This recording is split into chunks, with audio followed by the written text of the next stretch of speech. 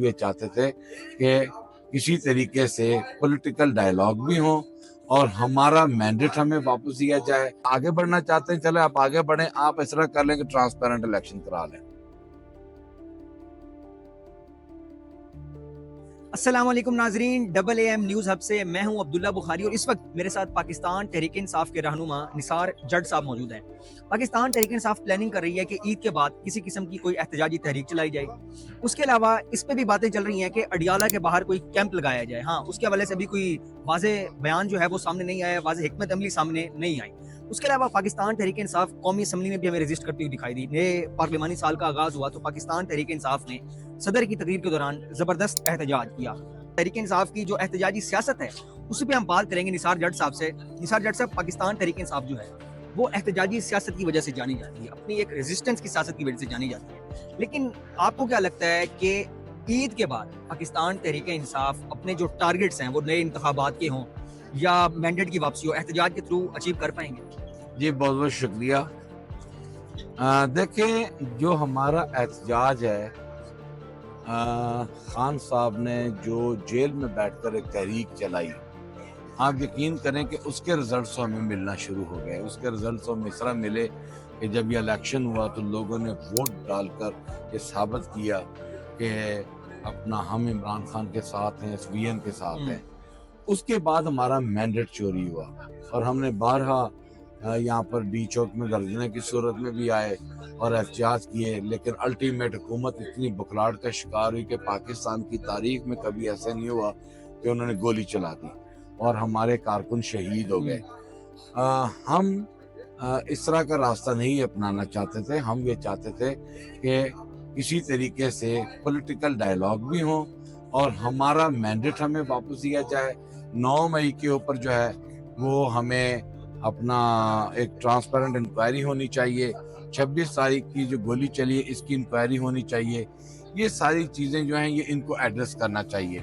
लेकिन बदकिस्मती से हुकूमत को पता है कि अगर मैं 9 मई के हवाले से या किसी भी हवाले से इनका एक भी मैंडेट या एक भी बात तस्लीम की तो उनकी तो इतनी बिसात ही नहीं है कि वो यहाँ पर आकर खड़ी हो सके या हमारे मुतालबात को मान सके। वो बिल्कुल बेबस नज़र आई और फिर वो जो एक हम जिस बात के ख्वाहिशमंद थे वो ख्वाहिश टूटती हुई नजर आई। अब हमारे पास क्या रास्ता है कि हम पार्लियामेंट में डायलॉग करना चाहते हैं, आप डायलॉग नहीं करना चाहते। हम पार्लियामेंट में अपनी जुडिशल इंक्वायरीज मांगते हैं, आप कहते हैं हमारी बिसात नहीं है।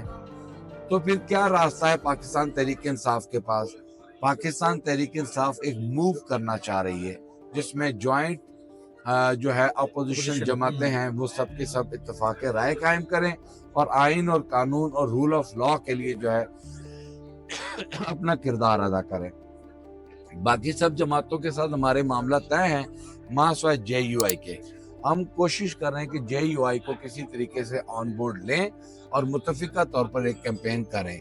और अभी तक ये कोई फैसला नहीं हुआ कि क्या पार्लियामेंटेरियंस ने यहाँ धरना देना है, पार्लियामेंटेरियंस ने डी चौक पे देना है, पार्लियामेंटेरियंस ने क्या अपना अडियाला के बाहर देना है।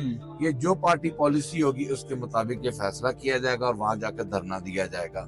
और हम इंशाल्लाह ताला, हमें मार दिया जाए, हमें काट दिया जाए, हमें फेंक दिया जाए, हम अपने बच्चों की आज़ादी की खातिर निकले हैं।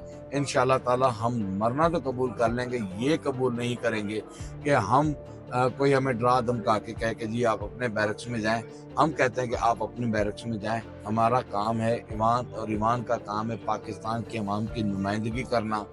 यहाँ पर पाकिस्तान की इकानमी के इश्यूज हैं, पाकिस्तान में दहशतगर्दी के मामला हैं, पाकिस्तान में पॉलिटिकल स्टेबिलिटीज के मामला हैं, बहुत सारे इश्यूज हैं जिन्हें एड्रेस करना है। तो ये हमारा काम है, हमें अपना काम करना है। यानी एहतजाज अपने हर सूरत में करना है जी इंशाल्लाह ताला। अच्छा, मुझे ये बताएं, एक कंफ्यूजन हमें नजर आती है। पाकिस्तान तहरीक इंसाफ कहती है कि 8 फरवरी वाला हमारा मैंडेट आप हमें वापस दें। जो अपोजिशन की आपके साथ इस वक्त अलायंस बना हुआ है, मुस्तफा नवाज खोखर हैं, शाहिद खान अब्बासी हैं, वो मैंडेट की बात नहीं करते, वो कहते हैं एक फ्री एंड फेयर इलेक्शन कराएं। तो आपका मुतालबा है क्या? क्या नए इंतखाबात हैं या पुराने मैंडेट? मेरी बात सुने, हमारा मुतालबा ये है कि चले ट्रांसपेरेंट इंक्वायरी हो जाए, वेरी गुड। अगर नहीं होती और अगर सब ये इस बात पे इत्तेफाक करते हैं कि नया इलेक्शन आना चाहिए तो हमें आमीन है।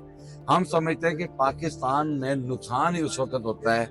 लेकिन इस बार सबसे बड़ा जो नुकसान कौम को पहुंचाया वो नवाज शरीफ साहब ने पहुंचाया। उसने कॉम्प्रोमाइज किया, भाई को वजीर आजम बना लिया, बेटी को वजीर आला बना लिया, और झूठा प्रोपेगेंडा कर कर कर कर कर कर कर के यहाँ तक लेकर आया, फिर भी उनकी बात नहीं बन रही।